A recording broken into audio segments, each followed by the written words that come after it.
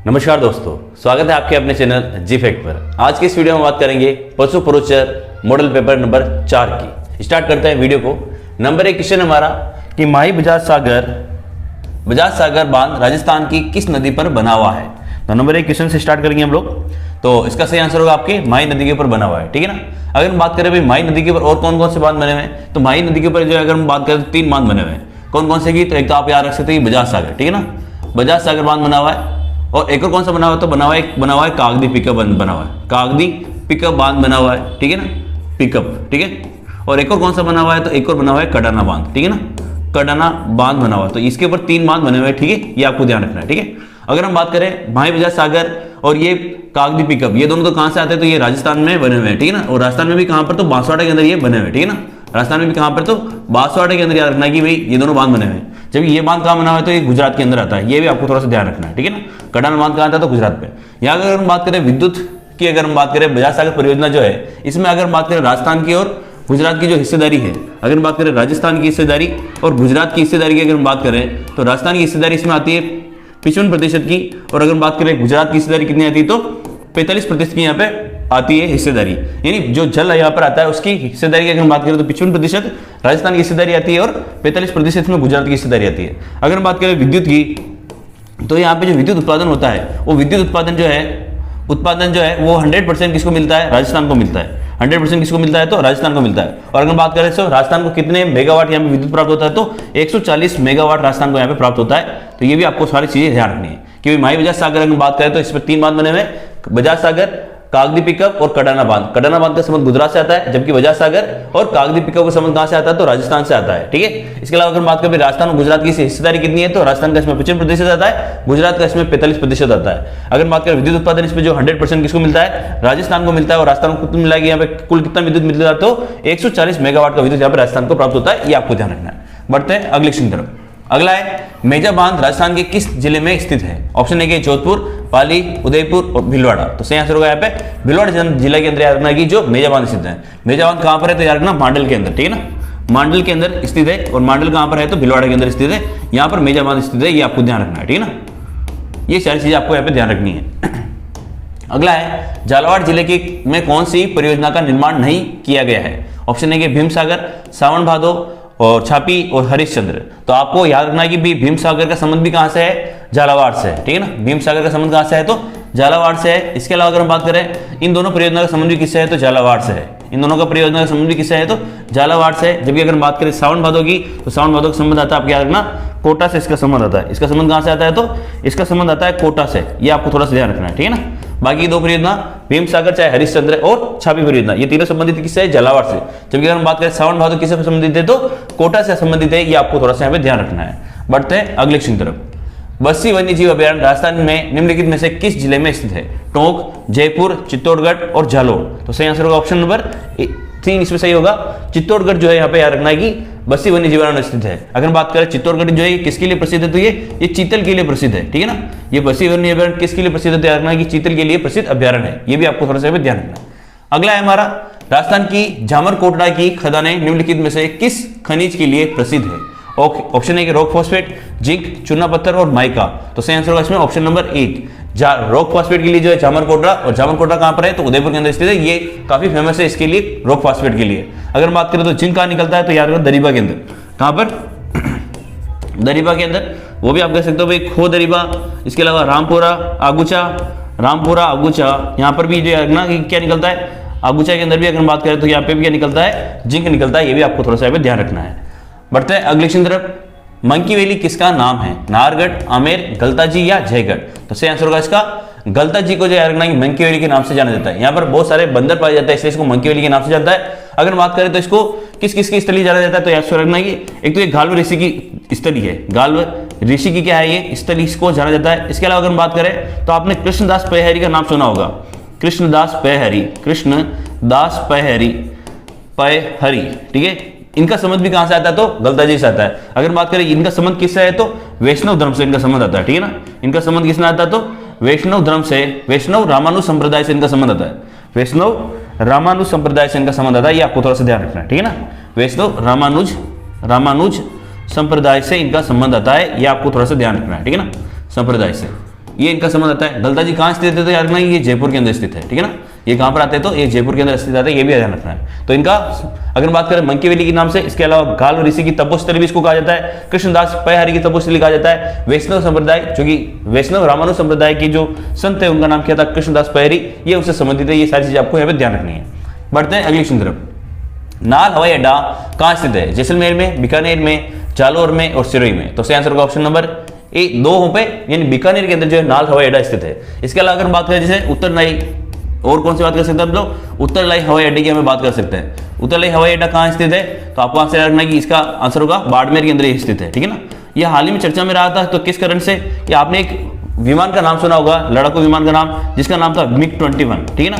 आप सबने इसके बारे में सुना होगा। ये काफी क्रैश होने की वजह से काफी चर्चा में रहता था। इसको हाल ही में यहाँ पे इसकी अंतिम उड़ान जो है कहां पर, इसकी अगर बात करें इसकी अंतिम उड़ान कहां से हुई है, तो यार ना अंतिम उड़ान, या हम बात कर सकते हैं इसको अंतिम उड़ान, या इसको कह सकते हैं यहाँ से विदाई दे दी गई है। क्या कह सकते हैं हम लोग, इसको विदाई कहां से दी गई है, तो यार ना उत्तरलाई हवाई अड्डे से, जो कि कहां स्थित, बाड़मेर से स्थित है। यहाँ पे इसको क्या कर दिया गया, यहाँ से विदाई दे दी गई, यानी MiG-21 अब जाके कहीं से भी यहाँ पे उड़ान नहीं भर पाएगा उत्तरलाई हवाई अड्डे से, ये आपको ध्यान रखना है, ठीक है। तो इसके अलावा अगर बात कर सकते हैं जैसे डबोक हवाई अड्डा, डबोक हवाई अड्डा, तो डबोक हवाई अड्डा कहाँ है, उदयपुर के अंदर है, ठीक है ना। डबोक हवाई अड्डा कहाँ पर स्थित है, तो उदयपुर के अंदर। अगर बात करें इसको और क्या नाम से जाना जाता है, तो महाराणा प्रताप हवाई बोर्ड, महाराणा प्रताप हवाई अड्डे के नाम से भी इसको जाना जाता है। ये भी आपको थोड़ा सा ध्यान रखना है। बढ़ते हैं इंग्लिश की तरफ। गोरा बादल महल और नौलखा बुर्ज कहाँ स्थित है, कोमलगढ़ दुर्ग, चित्तौड़गढ़ दुर्ग, जालोर दुर्ग और रणथंभौर दुर्ग। तो सही आंसर होगा चित्तौड़गढ़ दुर्ग के अंदर जो याद रखना कि घोरा बादल का महल और नौलखा बुर्ज स्थित है। अगर बात करें चित्तौड़गढ़ दुर्ग के और नामों की, तो इसको राजस्थान का गौरव कहा जाता है। इसको क्या जाता है, राजस्थान का गौरव इसको कहा जाता है। ये आपको थोड़ा सा ध्यान रखना है, ठीक है ना। अगर बात करें सर्वाधिक जनसंख्या अगर किसी बुर्ज के अंदर है, सर्वाधिक अगर बात करें लोग जो निवास करते हैं, सर्वाधिक लोग निवास करते हैं, तो याद रखना कि वो कहां पर निवास करते हैं, सर्वाधिक लोग निवास चित्तौड़गढ़ दुर्ग के अंदर निवास करते हैं, ठीक है ना। चित्तौड़गढ़ दुर्ग के अंदर ही निवास करते हैं, ये भी आपको थोड़ा सा ध्यान रखना है, ठीक है।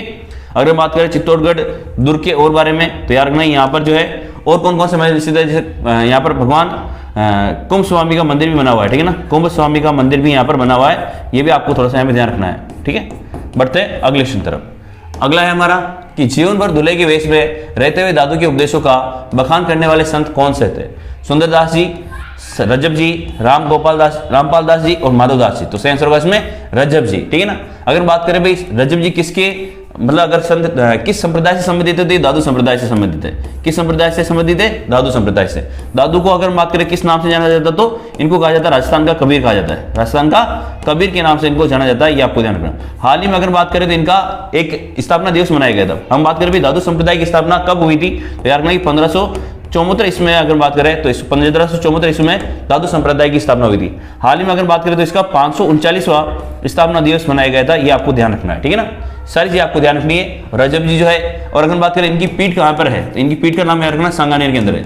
इनकी पीठ कहाँ है, तो सांगानेर के अंदर जो याद रखना इनकी पीठ आती है, ये आपको ध्यान रखना। जबकि अगर बात करें दादू संप्रदाय की प्रधान पीठ कहाँ है, तो नरेना के अंदर, ठीक है ना, नरेना के अंदर। और नरेना कहाँ पर है, तो याद रखना कि दूदू के अंदर आ जाता है। नरेना कहाँ जाता है तो, और दूदू को क्या बना दिया गया, जिला बनाया गया। तो अब याद रखना कि दादू संप्रदाय की प्रधान पीठ कहाँ स्थित है, तो दूदू के अंदर। और दूदू कहाँ पर है, तो नरेना के अंदर आता है, ये आपको ध्यान रखना है, ठीक है। अगला क्वेश्चन है हमारा, चेतावनी चूंटिया किसने लिखा था, प्रताप सिंह बारहट, जोरावर सिंह बारहट, केसरी सिंह बारहट या राव गोपाल सिंह। तो सही आंसर होगा इसमें केसरी सिंह बारहट ने जो याद रखना कि चेतावनी चूंटिया लिखा था। अगर बात करें भाई केसरी सिंह बारहट का संबंध कहाँ से आता है, तो इनका संबंध आता है शाहपुरा से, ठीक है ना। इनका कहाँ से आता है संबंध, तो शाहपुरा से, जो कि अभी हाल ही में क्या बना है, एक नया जिला बना है। ये क्या बना है, हाल ही में एक नया जिला बना है। यानी अगर बात कर सकते हैं भाई केसरी सिंह बारहट का संबंध कहां से आता है, तो शाहपुरा जिले से इनका संबंध आता है, ठीक है। अगर बात करें भाई इनको जो है किस जेल में बंद रखा गया है, तो ये भी आपको याद रखना है कि इनको रखा गया था हजारीबाग जेल में, ठीक है ना। इसको किस जेल में बंद रखा गया था, तो हजारीबाग जेल में इनको रखा गया था, ये आपको थोड़ा सा ध्यान रखना है ना। हजारीबाग जेल में इनको रखा गया था, ये आपको ध्यान रखना है। इसके अलावा अगर बात करें जैसे इसकी और रचना का नाम बात करें, तो रोटी रानी इनकी रचना का नाम है। रोटी रानी और प्रताप सिंह, ये सब क्या है, इनकी रचनाओं के और अन्य नाम है, ठीक है ना। तो ये सारी चीज आपको यहाँ पे ध्यान रखनी है। बढ़ते हैं अगले क्वेश्चन तरफ। अगला है हमारा, एक व्यापारी ने एक कार 6000 में खरीदी और मरम्मत पर 500 रुपए खर्च किए। उसने उसे 7020 में बेच दिया, यहाँ पे बेच दिया है, तो उसके लाभ का प्रतिशत कितना होगा, ये आपको बताना है। भाई पहले तो खरीदी कितने में थी, 6000 में, और अगर बात करें बेची कितने में, तो मरम्मत पर कितने खर्च हुए हैं, तो 6500 रुपए खर्च हुए हैं। टोटल मिलाकर हम बात करते हैं कितने रुपए खर्च हो गए, 6500 रुपए। ये तो क्या है इसका, ये है इसका क्रय मूल्य, ठीक है ना। और बेचा कितने में, इसमें 7020 में बेचा है, 7020 में। यानी अगर हम बात करें इसको कितना फायदा हुआ है, तो इसको देखिए 520 रुपए का फायदा हुआ है, ठीक है ना। इसको फायदा कितने का हुआ, 520 का, और खरीदी कितने में थी, तो 6500 में थी। इसको क्या करेंगे, 100 से गुणा करेंगे तो आपका आंसर आ जाएगा 10 से 10, 10 से 10 कट गया। यहाँ पे हम बात करें 5 से काट लेते हैं इसको, 5 की टेबल से कट रहा है एक बार, फिर बचा अपने पास 3, तो 15 कितना बचा था अपने पास, 5 की टेबल से 5 के पास 3 बार है ना, तो यहाँ पर आएगा आपके 3, ठीक है ना। 13 बार कटा और ये कटा 5 से 2 बार, 13 से कट रहा है ये 13 चौक 52, 4, यानी यहाँ पे 4 × 2 करेंगे कितना आ जाएगा 8%, यानी 8 से क्या होगा इसका, तो 8% इसका आंसर हो जाएगा, ये आपको ध्यान रखना है, ठीक है। बढ़ते हैं अगले क्वेश्चन तरफ कि भी किसी धनराशि पर 2 वर्ष के लिए 6% वार्षिक चक्रवृद्धि ब्याज और साधारण ब्याज का अंतर कितना है, 27 है, तो वह राशि कितनी होगी ये आपको बतानी है। तो इसके लिए आपको एक सूत्र याद रखना है, इस सूत्र को आपको याद रखना है कि सूत्र क्या है अपने पास, सूत्र है अपने पास एक तो है डिफरेंस, डिफरेंस का मतलब जो अंतर है, यह क्या आएगा डी, और इंटू करना आपको 100 का स्क्वायर, और साथ में याद रखना है नीचे क्या आएगा, तो आर का स्क्वायर, आर का मतलब रेट कितनी है उस हिसाब से। यहाँ पे याद रखना दोनों राशि कितने वर्ष के लिए, तो 2 वर्ष के लिए दी गई, ये आपको ध्यान रखना है ना। तो डी कितना है यहाँ पे, डी का मतलब अंतर कितना है, तो 27 इसका अंतर है, तो 27 लिख देंगे यहाँ पे। अगर बात करें 100 का स्क्वायर यानी 100 × 100 आ जाएगा। नीचे क्या है आर, आर हम देखें तो कितनी है, 6% की यहाँ पे आर दे रखी है, तो यहाँ पे क्या आएगा 6 × 6 आ जाएगा, भाई 2 बार लिखा हुआ ना इसलिए। अब हम काटेंगे 3 की टेबल से 2 बार कट गया, 3 की टेबल से कट गया है 9 बार, 3 की टेबल से 2 बार और 3 की टेबल से 3 बार, 2 की टेबल से ये 50 बार और 2 की टेबल से ये वापस 50 बार, तो 50 × 50 2500 × 3 यानी 7500 इसका सही आंसर होगा, ठीक है ना। इसका सही आंसर क्या होगा 7500, तो ये सूत्र आपको यहाँ पे ध्यान रखना है, ठीक है। बढ़ते हैं अगले क्वेश्चन तरफ। अगला है एक परिपथ में 40 वाट के एक बल्ब को प्रतिदिन 5 घंटे काम में लिया जाता है, तो 30 दिन में कितने यूनिट बिजली खर्च होगी। देखो अच्छे क्वेश्चन है, मैं इसमें सारे क्वेश्चन मैंने शामिल किए हैं, ज्योग्राफी के क्वेश्चन शामिल किए हैं, साथ ही art and culture, history, mathematics, science, current GK, सारे प्रकार के क्वेश्चन मैंने इसमें शामिल किए। जैसा कि पशु परिवचन में पेपर में आने वाला है वैसे सारे क्वेश्चन मैंने इसमें शामिल किए, तो वीडियो को आप लोग एक बार लाइक जरूर कर देना। कि भाई एक परिपथ में कितने 40 वाट के एक बल्ब को प्रतिदिन 5 घंटे काम में लिया जाता है, तो 30 दिन कितने यूनिट बिजली खर्च होगी। तो देखो अगर आपको यूनिट बिजली निकालनी है, क्या निकालनी है आपको, यूनिट बिजली आपको निकालनी है, तो सिर्फ क्या करना है आपको, जो जो संख्या दे रही है सबको कर देना गुणा। जैसे यहाँ पे बात करें तो 40, तो 40 को कर दिया, इसके बाद हम बात करें 30, तो 30 कर दिया, और हमारे पास घंटे कितने, तो 5 घंटे कर दिया। और याद रखना जब यहाँ पर वाट में दिया है तो आपको 1000 का भाग देना है, किसका भाग देना है, 1000 का भाग देना। तो देखो 10 से 10 कट गया, 10 से 10 कट गया, 5 से कट गया ये 2 बार, और 2 से कट गया ये 2 बार, तो 2 × 3 कितना हो गया 6 दिन, यानी ये बिजली कितने यूनिट बिजली आएगी, तो 6 यूनिट बिजली आएगी, ये आपको ध्यान रखना है, ठीक है। बढ़ते हैं अगले क्वेश्चन कि भाई पारदर्शी साबुन बनाने के लिए क्या उपयोग में लिया जाता है, फिनोल, एथेनॉल, सिरका या मोम। तो सही आंसर होगा ऑप्शन नंबर 2, एथेनॉल का यहाँ पे प्रयोग किया जाता है, ये आपको ध्यान रखना है। अगले क्वेश्चन है हमारा 3 संख्याएं 2, 3, 4 अनुपात में दे रखी है, तो उनके वर्गों का योग कितना दे रखा है 750, तो बताना है कि वह संख्या कितनी है। भाई संख्या क्या है, तो 2:3:4 है, और आपको बताना है कि इनकी वन का वर्गों का योग कितना है 725 है। तो जैसे मान लेता हूं भाई 2x मान लिया, फिर इसका स्क्वायर कर दिया, फिर क्या कर दिया मैंने 3x मान लिया, फिर इसका कर दिया स्क्वायर, फिर मैंने क्या कर दिया 4x और फिर कर दिया इसका स्क्वायर, और बराबर में कितना लिख दिया मैंने 725 लिख दिया हमें, ठीक है ना। 2x का स्क्वायर कितना होता है 4x स्क्वायर होता है, 3x का स्क्वायर कितना होता है, तो 9x स्क्वायर होता है। अगर बात करें 4 का तो 16x स्क्वायर, बराबर में कितना है 725, ठीक है ना। अब अगर बात करें तो 4 और 9 कितने हो गए 13 और 16 कितना हो गए अपने पास 13 और 16 हो गए 29, यानी कितना आएगा 29x स्क्वायर बराबर में कितना आएगा 725 आएगा, है ना। तो x स्क्वायर बराबर 725 डिवाइड में कितना आएगा इसके 29 इसके डिवाइड में आ जाएगा। अब हम लोग इसको काट लेते हैं ना, देखो 29 की टेबल से अगर बात करें तो ये कटा अपने पास 2 बार कटा, ठीक है ना भाई, डिवाइड करके देख सकते हो आप लोग चाहो तो 725 29 से हम लोग काट रहे हैं, तो 29 की टेबल से 2 बार काटा हमने, 2 बार में कितना आया तो 29 है 29 दूना 58 अपने पास आ गया, ठीक है ना। घटाएंगे तो कितना आ गया अपने पास 12 में से 4 गए तो 4 आ गए, और बचा कितना अपने पास 6 में से 2 गए 5 गए तो कितना आ गया अपने पास 6 में से 5 गए तो 1 आ गया, और इधर आया 5। अब हम लोग गुणा करके देख लेते हैं, तो देखो इसको अगर हम बात करें 29 को 5 से गुणा करेंगे तो अपने पास कितना आएगा 145 आएगा, ठीक है ना। आप गुणा करके भी देख सकते हैं यहाँ पे 29 9 बजे 45 के 5 असल के 4 5 दूनी 10 और 4 14 है ना, यानी कितना आया अपने पास 25 आया। तो अगर हम बात करें यहाँ पे इसको काटने पर कितना आ रहा है अपने पास, तो 25 अपने पास यहाँ पे आ रहा है, ठीक है ना 25 आ रहा है यहाँ पे काटने पर, यानी x स्क्वायर बराबर कितना आया तो 25 आया, ठीक है ना। अब ये रूट स्क्वायर हो जाएगा तो रूट लगेगा, यानी x बराबर कितना आएगा तो रूट 25 आएगा, यानी x की वैल्यू कितनी आई तो 5 आई। अगर हमने संख्या क्या मानी थी तो 2x 3x और 4x, यानी 2 को 5 से गुणा करेंगे तो 10 आ जाएगा, 3 को 5 से गुना करेंगे तो कितना आ जाएगा 15 आ जाएगा, और 4 को करेंगे तो कितना आ जाएगा 20 आ जाएगा, यानी 10:15:20, यानी आंसर क्या होगा 10, 15 और 20 इसका सही आंसर होगा, ये आपको ध्यान रखना है। अगले क्वेश्चन हमारा, एक प्रकाश की किरण सघन माध्यम से विरल माध्यम में जाती है, परिणाम स्वरूप क्या होता है? इसका वेग बढ़ जाता है, इसका वेग घट जाता है, वेग समान ही रहता है, या इनमें से कोई नहीं।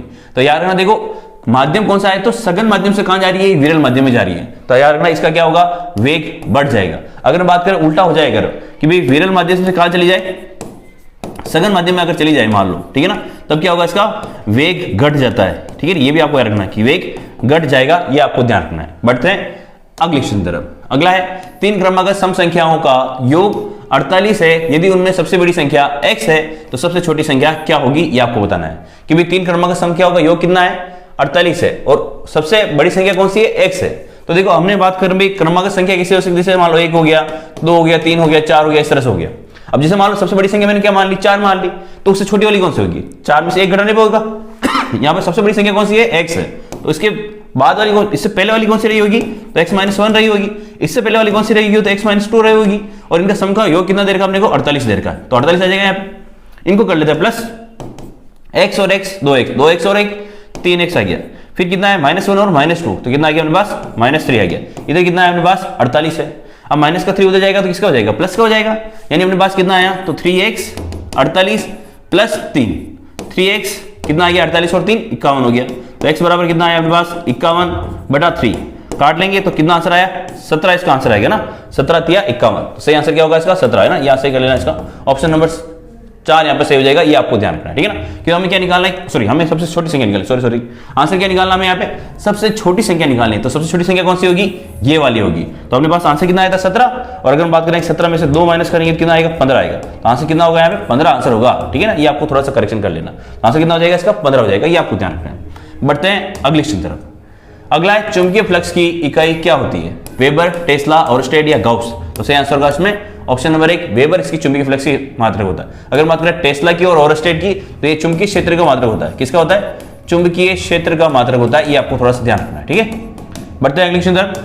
अगला है यदि 5 9 3 6 x 4 का समांतरवादी कितना है 5 है, तो आपको x का मान निकालना है, तो इन सबको क्या करना है, आपको प्लस करना है, 5 और 9 14, 14 और 3 17, 17 और 6 23, 23 और 4 कितना हो गया मेरे पास 27, तो यानी 27 प्लस x डिवाइड में कितना है, संख्या गिन लो आप लोग है ना, 1 2 3 4 5 6, तो 6 आ गया। इधर कितना है अपने पास 5 है, तो ये भाग में उधर जाएगा तो गुना हो जाएगा, यानी कितना आएगा 27 प्लस x 6 पंजे 30, तो x बराबर 27 उधर चला जाएगा ना, 30 माइनस 27, यानी x की वैल्यू कितनी आ गई, तो 3 आ गई, तो आंसर होगा इसका ऑप्शन नंबर 2, यानी 3 इसका सही आंसर हो जाएगा। बढ़ते हैं अगले क्वेश्चन तरफ कि 3600 कूलाम आवेश को 50 वोल्ट के विभवांतर पर 1 घंटे में स्थानांतरित करने के लिए आवश्यक शक्ति का मान क्या होगा। तो देखो शक्ति का जो सूत्र होता है वो होता है P बराबर W/T होता है, ठीक है ना, यानी कार्य बटा समय जो होता है वो किसका सूत्र होता है, तो याद रखना है कि इसका शक्ति का सूत्र होता है। अब कार्य से अगर बात करें तो कार्य का सूत्र क्या होता है, देखो अगर बात करें विभवांतर का तो सूत्र होता है W/Q होता है, ठीक है ना, W/Q। यहां से अगर मैं W का सूत्र निकालूं तो क्या आ जाएगा, VQ आ जाएगा, यानी यहां पर क्या लिखना है आपको, VQ लिखना है, तो VQ डिवाइड में कितना आएगा, T आएगा, ये सूत्र अपना अपने पास। अब विभवांतर का मान कितना है 50 वोल्ट, तो 50 वोल्ट लिख दिया, ठीक है। Q की वैल्यू कितनी है, तो कूलाम यानी 3600 लिख दिया, ठीक है। अगर बात करें T का तो T कितना देर का अपने को 1 घंटा, और अपने को इसको किसमें कन्वर्ट करना पड़ेगा, सेकंड में कन्वर्ट करना पड़ेगा, तो 1 घंटे में अगर बात करें तो 60 मिनट, और 60 मिनट में अगर बात करें तो देखो सेकंड में निकालना तो 60 से गुणा और करना पड़ेगा, तो 3600 से 3600 करिए, आंसर कितना है अपने पास 50 वाट, तो आंसर हो जाएगा ऑप्शन नंबर 1 50 वाट इसका सही आंसर होगा, ये आपको ध्यान रखना है। अगर आपको समझ में नहीं आया तो वीडियो को रिवाइंड करके आप लोग एक बार वापस देख सकते हैं। बढ़ते हैं अगले क्वेश्चन तरफ कि बेली कृष्ण रुक्मणी किसके द्वारा लिखी गई है, पृथ्वीराज राठौड़, जयनक भट्ट, सूर्यमल मिश्र या चंद्रप्रदयी, तो सही आंसर होगा ऑप्शन नंबर 1 पृथ्वीराज राठौड़ के नाम से याद रखना है कि इन्होंने जो लिखी है बेली कृष्ण रुक्मणी पुस्तक इन्होंने लिखी है, ठीक है ना। और अगर बात करें जयनक भट्ट की रचना का नाम, तो इनकी इसमें रचना का नाम है पृथ्वीराज विजय, इनकी रचना का नाम क्या है, पृथ्वीराज विजय, ये जयनक भट्ट की रचना का नाम है, ठीक है ना, विजय, ठीक है, ये आपको उधर रखना। अगर बात करें सूर्यमल मिश्र की तो इनकी तो बहुत सारी रचनाएं, जैसे अगर बात करें वंश भास्कर की हो गई, वंश भास्कर हो गई, इसके अलावा वीर सतसई हो गई, वीर सतसई हो गई, सतसई है ना, वीर सतसई हो गई, इसके अलावा बात करें राम रंजाट और धातु रूपावली, बहुत सारी रचनाएं इनकी सूर्यमल मिश्र की आती है। चंद्रप्रदयी की अगर बात करें तो पृथ्वीराज रासो, ठीक है ना, पृथ्वीराज रासो ये क्या है, चंद्रप्रदयी की रचना है, तो ये भी आपको थोड़ा सा ध्यान रखना है। बढ़ते हैं अगले क्वेश्चन तरफ। अगला है निम्नलिखित में से कौन सा पुरातात्विक स्थल कालीबंगा के उत्खनन से संबंध नहीं है? भाई अमरनाथ घोष, केनपुरी, बीबीलाल और बीके थापर। तो याद रखना है कि इसका और इन दोनों का, इन तीनों का संबंध तो किसका है? कालीबंगा का है। लेकिन अगर बात करें केनपुरी का, इससे संबंध नहीं आता है, तो आंसर नंबर 2 यहाँ पर सेव हो जाएगा, ये आपको ध्यान रखना है। अगला है हमारा मेवाड़ की किस महाराणा ने अजमेर दरगाह के लिए 4 गांव अनुदान में दिए थे? ऑप्शन नंबर 1 संग्राम सिंह, फिर जगत सिंह और फतेह सिंह और अमर सिंह द्वितीय। तो सही आंसर होगा ऑप्शन नंबर 2 महाराणा जगत सिंह द्वितीय ने याद रखना है कि अजमेर दरगाह के लिए यहाँ पे 4 गांव जो है अनुदान में दिए थे, ये आपको याद रखना। साथ ही याद रखना है कि आपको एक सम्मेलन हुआ था, हुडा सम्मेलन, ठीक है ना। हुडा सम्मेलन की अगर बात करें उसकी अध्यक्षता किसने की थी? तो जगत सिंह द्वितीय ने उसकी अध्यक्षता की थी, ये भी आपको ध्यान रखना है। अगला क्वेश्चन है हमारा कि हल्दी घाटी के युद्ध को निम्नलिखित में से किस विद्वान ने खमनोर का युद्ध कहा है? तो अबुल फजल ने जो याद रखना इसको खमनोर का युद्ध कहा है। अगर बात करें कर्नल टोड का, तो इन्होंने कहा है मेवाड़ की थर्मोपली। इन्होंने क्या कहा है? मेवाड़ की थर्मोपली इन्होंने कहा है, ठीक है ना। मेवाड़ की थर्मोपली इन्होंने कहा है, ये आपको ध्यान रखना है। अगर बात करें बदायूं का, तो बदायूं का आपको याद रखना है, इन्होंने कहा है गोगुंदा का युद्ध। इन्होंने किसका कहा है? तो गोगुंदा का युद्ध कहा है, ये भी आपको थोड़ा सा ध्यान रखना है, ठीक है। तो बहुत इंपॉर्टेंट क्वेश्चन है, एग्जाम बहुत बार आया, ध्यान रखना आपको। अगला है 1574 में अकबर की सेना के अधिकार के बाद जोधपुर का प्रशासक किसे नियुक्त किया गया था? यूसुफ खान, बदायूं, बीकानेर के कल्याणमल और बीकानेर के राय सिंह। तो सही आंसर होगा बीकानेर के राय सिंह को यहाँ पर नियुक्त किया गया था, ये आपको ध्यान रखना है। अगला है हमारा इतिहासकार डॉक्टर गौरीशंकर और हीराचंद ओझा ने किस राजा को कान का कच्चा कहा है? तो सही आंसर होगा ऑप्शन नंबर 2 अजीत सिंह को जो है याद रखना है कि कान का कच्चा कहा गया है, ठीक है। बढ़ते हैं अगले क्वेश्चन तरफ। अगला है बीकानेर के कौन से शासक को उनकी वीरता से प्रभावित होकर औरंगजेब ने माही मरातीब की उपाधि प्रदान की थी? राव अनूप सिंह, राव दलपत सिंह, अजीत सिंह या करण सिंह? तो सही आंसर होगा इसका राव अनूप सिंह को याद रखना है कि यहाँ पर माही मरातीब की उपाधि प्रदान की गई थी। अगला क्वेश्चन है हमारा चेंबर ऑफ प्रिंसेस का प्रथम चांसलर यानी कुलपति कौन था? तो ऑप्शन नंबर 1 है भीम सिंह, गंगा सिंह, अजीत सिंह या उमेश सिंह। तो सही आंसर होगा ऑप्शन नंबर 2 महाराजा गंगा सिंह को अगर बात करते हैं यहाँ पे चेंबर ऑफ प्रिंसेस का प्रथम कुलपति नियुक्त किया गया था। इसकी स्थापना कब हुई थी? तो 1921 में इसकी स्थापना हुई थी, ये भी आपको थोड़ा सा यहाँ पे ध्यान रखना है। अब हम हमारे 2 क्वेश्चन मैंने करंट के भी लिए हैं कि भाई राजस्थान में जयपुर लिटरेचर फेस्टिवल 2024 के 17वें संस्करण का आयोजन अगले वर्ष कब किया जाएगा? तो याद रखना है कि आंसर होगा 1 से 5 फरवरी को। याद रखना है कि जयपुर लिटरेचर फेस्टिवल का आयोजन जो है जयपुर के अंदर किया जाएगा। कब? 1 से लेकर 5 फरवरी तक इसका आयोजन किया जाएगा। अगर बात करें 4 से लेकर 6 मार्च की, तो इसका भी याद रखना है कि ये किया जाएगा राजस्थान इंटरनेशनल नेशनल एक्सपो का आयोजन है, एक्सपो, ठीक है ना। इसका आयोजन कब होगा? तो याद रखना 4 से 6 मार्च को इसका आयोजन किया जाएगा। जबकि 1 से 5 तक की अगर बात करें तो जयपुर लिटरेचर फेस्टिवल का आयोजन किया जाएगा, ये आपको ध्यान रखना है। अगला क्वेश्चन है हमारे कि राज्य विधानसभा चुनाव 2023 में 100% मतदान के लिए सेल्फी विद फैमिली अभियान कहां शुरू किया गया है? तो आंसर होगा इसमें भिलवाड़ा के अंदर। याद रखना है कि सेल्फी विद फैमिली अभियान शुरू किया गया है। अगर बात करें सांचौर के अंदर, तो सांचौर का आपको याद रखना है कि बाल हट अभियान यहाँ पर कौन सा चला गया है? तो बाल हट अभियान यहाँ पर चला गया है, ये भी आपको ध्यान रखना है। आज हमारे मतदान की तारीख है और आज सबने अपने मतदान किया होगा ऐसा मुझे बिल्कुल लगता है। अगर आप अभी तक मतदान नहीं किया तो आप प्लीज मतदान जरूर करें। अगर बात करें खेतल या अन्य राजस्थान में तो सतरंगी सप्ताह का आयोजन किया जा रहा है, ठीक है ना। मतदान को बढ़ाने के लिए सतरंगी सप्ताह का आयोजन किया गया है, ये भी आपको थोड़ा सा ध्यान रखना है। और अजमेर की बात करें तो ओम राम जी, बोर्ड देवान चार्जियो, ऐसे बहुत सारे अभियान जो है मतदान को बढ़ाने के लिए किए गए, तो ये ध्यान रखना है। ये था हमारा पशु परिचय का मॉडल पेपर नंबर 4। अगर आपको वीडियो अच्छा लगा हो तो प्लीज आप वीडियो को लाइक करें, चैनल को सब्सक्राइब करें। जय हिंद, जय